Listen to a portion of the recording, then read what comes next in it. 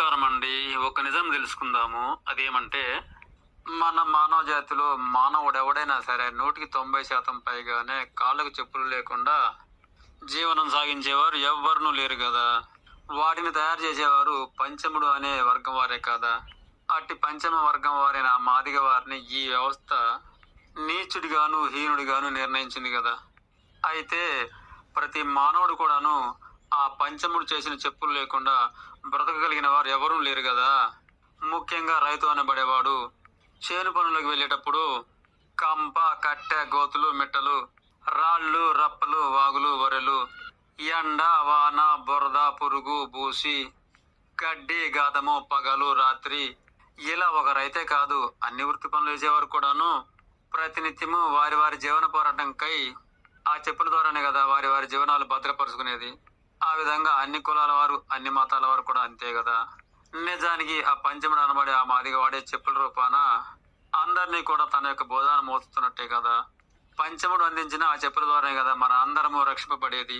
ఆ విధంగా మనమందరము ఉపయోగించుకుంటున్న ఆ చెప్పులను ఒక విచిత్రమైన తతంగానికి మాత్రం అవి వ్యతిరేకమై విడ్డూరమైపోయాయి. అది ఏమంటే భక్తి అనే తతంగానికి మాత్రమే. కారణం ఆ చెప్పులు చేసిన వాడు నీచుడని, హీనుడని, పంచముడని, చాండాలుడని, అందుకే వాటిని తయారు చేసిన వారిని ఆ భక్తి తతంగాల కాలంలో నీచంగా చూపించబడింది. ఆ భక్తి తతంగాలు ఆచరించుతున్నంత కాలము అది నెలలైనా ఏళ్ళైనా అట్టి కాలంలో ఇక ఆ చెప్పులు పగ వస్తువులుగా, వ్యతిరేక వస్తువులుగా, నీచ వస్తువులుగా, హీన వస్తువులుగా నిర్ణయిస్తారు. అయితే ఈ పద్ధతిని ఆ భగవంతుడు నిర్ణయించింది కాదు సుమా. నిజం చెప్పాలంటే ఆ దేవుళ్ళకు కూడాను పాకోల రూపంలో చెప్పులు ఉన్నాయి. కానీ మనలోనే ఒకరు ఆ చెప్పులను కానీ ఆ చెప్పులు చేసిన వారిని కానీ నీచుడిగా, హీనుడిగా నిర్ణయించారు. అందుకే ఆ భక్తి తత్వంగాలు ఆచరించుతున్నంత కాలము ఆ చెప్పులను దూరంగా ఉంచుతారు. అలా చెప్పులకు దూరంగా ఉన్నంత కాలం ఏదో పొందుతున్నట్లుగా భ్రమిస్తారు. ఇంకా లోతుగా మనం చెప్పకూడదు కానీ నిజానికి ఆ భక్తి తత్వంగాలు ఆచరించుతున్నంత కాలం మీరు ఆ చెప్పులు వేసుకోకపోతే ఆ చెప్పులకు వచ్చిన నష్టము లేదు, అవి చేసిన వాడికి వచ్చిన కష్టము లేదు. ఆ 4 రోజులే ఏవో వస్త్రాలు ధరించి ఏవో బొట్లు పెట్టి చెప్పులు మాత్రం బయటపడేశావు. నిజానికి అవి లేకపోవడం వల్ల నీ ఆత్మసాక్షిగా నీకు ఇబ్బందిగా అనిపిస్తుందా, అనుకూలంగా అనిపిస్తుందా? ఇబ్బంది కాబట్టే కదా నీవు ప్రతి అడుగును కూడా జాగ్రత్తగా చూస్తూ నడుస్తుంటావు. కంపుందా, కట్టుందా, రాయుందా, ముళ్ళుందా అనుకుంటూ నువ్వు అలా చూస్తూ భయంగా ప్రతి అడుగు జాగ్రత్తగా వేస్తుంటావు కదా. అంతేకాదు సుమా, ఎండలో 1-2 అడుగులు కూడా ముందుకు వేయలేవు కదా.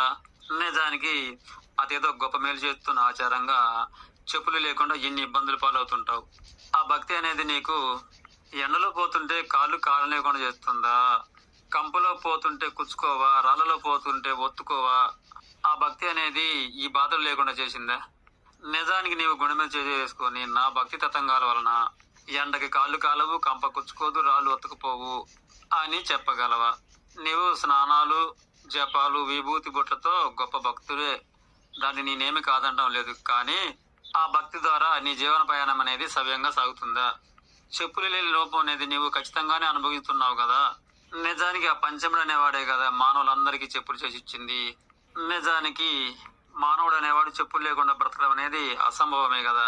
నీవు ఆ భక్తి ఆచరించుతున్నంత కాలం మాత్రమే చెప్పులు లేకుండా బ్రతుకుతుంటావే తప్ప ఆ తర్వాత మరలా నీకు ఖచ్చితంగా చెప్పులు అవసరమే కదా. ఇక ఆ 4 రోజులు నీవు చెప్పులకు దూరంగా ఉన్నంత మాత్రాన ఆ చెప్పులకు వచ్చిన నష్టము లేదు, అవి చేసిన వాడికి వచ్చిన కష్టము ఉండదు.